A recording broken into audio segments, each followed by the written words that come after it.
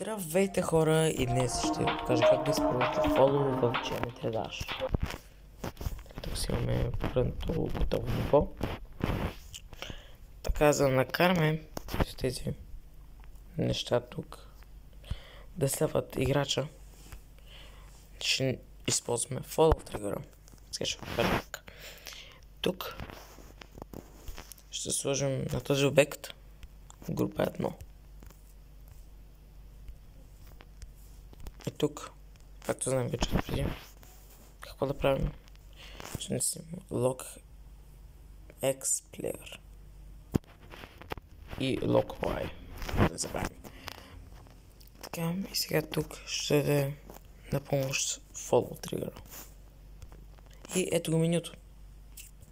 Сега за групата, която ще следва този обект, ще сложим група 2.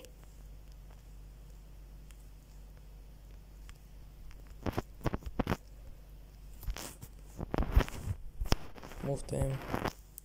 Тук в нашия случай ще искаме да сложим това на 0, за да може да не подскачат нашите предмети.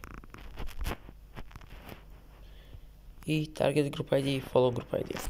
Target Group ID е групата, която искаме да следва другата група. Follow Group ID е групата, която е следвана. И ето вече можем да видим как това нещо ще работи идеално даже. И да, това беше за нашето видео. И само ще ви кажа, малко съм се объркал, тъй като в началото бях направил background test 10 след 8, което е малко тъпо, но до следващия път.